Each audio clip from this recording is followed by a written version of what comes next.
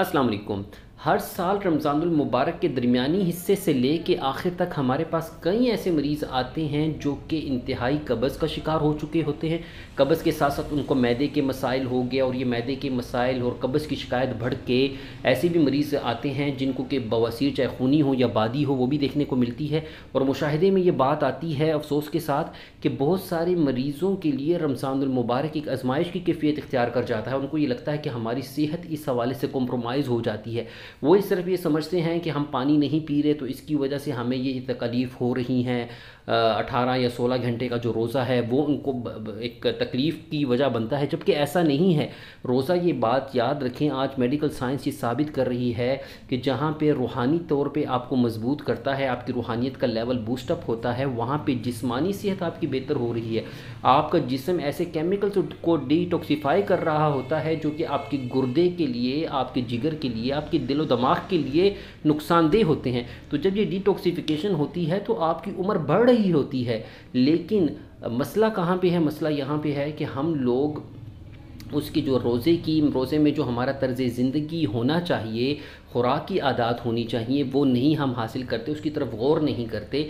और जो अडॉप्ट होना चाहिए, जो सिलसिला हमें लेना चाहिए, उसके बजाय हमने ऐसा तरीका अपनाया हुआ है कि जिसकी वजह से एक नेमत हमें ज़हमत नज़र आती है। तो यहाँ पे मैं बताता चलूँ कि अगर आप कब्ज़ के इस किस्म के मसले से सफ़र होते रहे हैं पिछले रमज़ानों में, तो इस साल आपने कोशिश ये करनी है कि खाना आपने चबा चबा के खाना है। अपनी आप को जो ज़िंदगी है रोज़े की हालत में, उसको अपने आप को मसरूफ़ रखें, यानी कि शेल्टर में रहें, धूप वाली जगह पे ना जाएं। बाकी अपना जो रूटीन की काम है वो आप कैरी करें, ठीक है।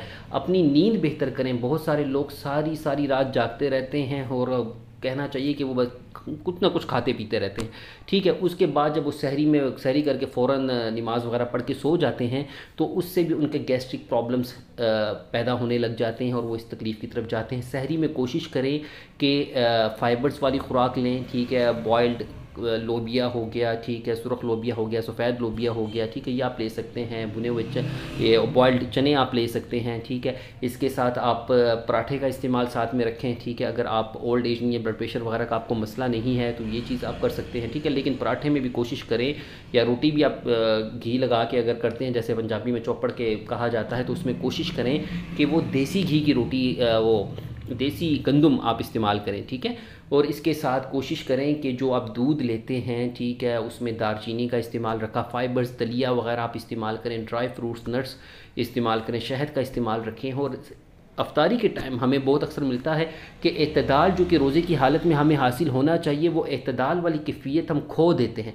एतदाल वाली कैफियत जब हम खो देते हैं तो उससे क्या होता है, उससे आप एकदम से इतनी तेज़ी और स्पीड से खाते हैं, बेतदाली के साथ पानी पीते हैं, शरबत पीते हैं, कोल्ड ड्रिंक्स पीते हैं, उसकी वजह से आपका जो गैस्ट्रिक प्रॉब्लम्स है, किडनी है, उसका एसिड बेस बैलेंस है, वो डिस्टर्ब हो जाता है, ठीक है। इसके साथ यूटीआई, पेशाब का इन्फेक्शन भी बहुत ज़्यादा देखने को मिलता है। उसके बारे में आगे हम बात करेंगे नेक्स्ट वीडियोज़ में। तो कोशिश करें कि एतदाल को अपनाएँ। रोज़े की जो रूह है, एतदाल, सब्र है, उसको अपनाएं। जो इंसान ये इसको अपना रहा है और अपनी डाइट के हवाले से कॉन्शियस है, उसको कब्ज़ और बवासीर की तकलीफ़ से नहीं गुजरना पड़ेगा। लेकिन अगर फिर भी आप इस तकलीफ़ से गुजर रहे हैं तो अपने करीबी मुस्तनद, याद रखें, मुस्तनद होम्योपैथिक मुआलिज से इस हवाले से ज़रूर मशवरा करें। अल्लाह ताला आपको और हमारा हम नासिर हो। अल्लाह हाफिज़।